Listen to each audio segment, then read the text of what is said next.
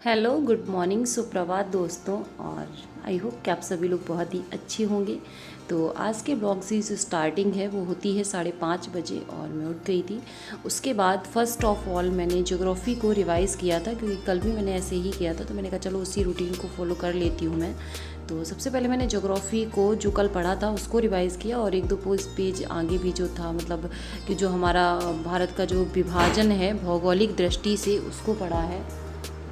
And उसके बाद अभी जो मेरी प्रिपरेशन है, वैसे तो मैं डीएसएसबी को प्रिपेयर कर रही थी, बट अभी क्योंकि जो आपका बीपीएसआई है उस तरफ से आपको अलाउड कर दिया गया है, तो आप लोग भी फॉर्म भर दीजिएगा और मैं भी फॉर्म भरूंगी। तो उसी के हिसाब से मैं जीएस को थोड़ा सा ज़्यादा टाइम दे रही हूँ। और उसके बाद मैंने की थी जो कि कुमार गौरव सर की क्लासेस डेली होती है आपकी उत्कर्ष क्लासेस पे। जिसे नहीं पता है तो अगर आपको करंट अफेयर्स पढ़ना है तो आप वहाँ से उसको कंप्लीट कर सकते हैं।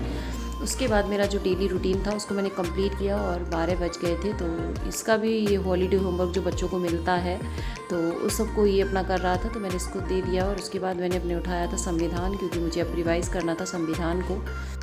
एंड फ्रेंड्स, जैसे कि आपको पता है कि उसका जो फर्स्ट पेपर है उसमें 75 मार्क्स की आपकी हिंदी आ रही है, तो हिंदी को भी अच्छे से और डीपली पढ़ लीजिएगा।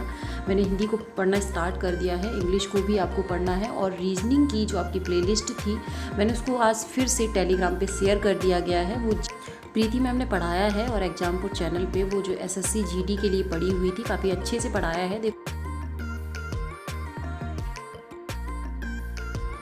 सो फ्रेंड्स, जैसे कि आपने देखा कि मेरा संविधान का जो है मैंने स्टार्ट किया था, उसमें मैंने जो आपके 1, 2 और 3 जो भाग थे उसके मैंने पढ़ लिए हैं कम्प्लीटली। पढ़ के मैं पहले भी चुकी हूँ, मैं उसको रिवीजन कर रही हूँ सारी चीज़ों को। और अभी मैं स्टार्ट करने जा रही हूँ पार्ट्स ऑफ स्पीच, क्योंकि अब मैं इनको मतलब अभी तक मैं रेंडमली कुछ भी पढ़ रही थी, बट क्योंकि मुझे कंप्लीट करना है, मतलब टाइम भी इतना ज़्यादा नहीं है हमारे पास। बहुत सारे लोग पूछ रहे थे कि आप बीपीएससी पीआरटी की प्रिपरेशन कर रहे हो।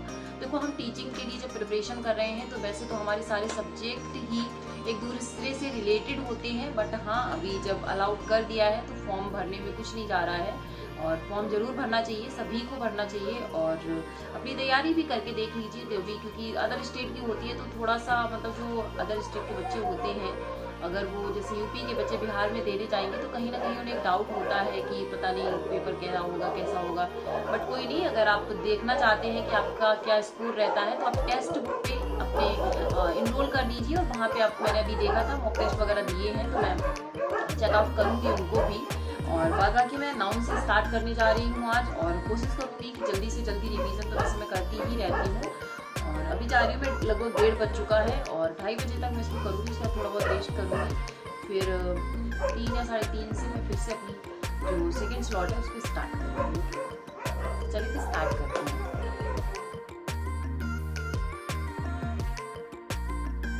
वो जो रीजनिंग की प्लेलिस्ट है वो एसएससी जीडी के लिए मैम ने पढ़ाया था। देखो, चीज़ें वही होती हैं। अगर आपको डीएसएसबी की प्रिपरेशन करनी है या फिर बीपीएससी पीआरटी की प्रिपरेशन करनी है तो आपको हाई लेवल की मैथ और रीजनिंग भी करनी पड़ेगी। मैं भी वहीं से करूँगी रीजनिंग को। और रही मैथ की बात, तो मैथ मैं कर चुकी हूँ एक बार कम्प्लीटली, जो कि एग्ज़ामपुर चैनल पे ही पढ़ाया था सर ने। और उसके बाद मैं देखती हूँ जो डीएसएसबी की जो मतलब प्रीवियस ईयर पेपर वगैरह पड़े हुए हैं, मैं उनसे मैथ्स को करने वाली हूँ, क्योंकि मैं सोच रही हूँ कि मैं मिक्सअप करूँ, क्योंकि सेपरेटली मैं पूरा मैथ पढ़ चुकी हूँ। तो ये मेरी जो भी टेक्निक है चीज़ों को करने की वो रहने वाली है। और यहाँ पे मैं लास्ट में कर रही थी हिंदी के लिए अगर आप चाहते हैं कि बेस्ट बुक आपको मिल जाए तो Aditya publication I think best होगी आपके लिए। मैं आपको शो भी करूँगी कि किस तरीके से, कितने अच्छे से इसमें चीज़ों को यहाँ पे दिया गया है। तो आप देख सकते हैं कि कितने अच्छे तरीके से हर एक चीज़ को आपको बहुत अच्छे से डीपली इन्होंने समझाया है। आपको देखना सारी चीज़ें यहाँ पे दिखेंगी।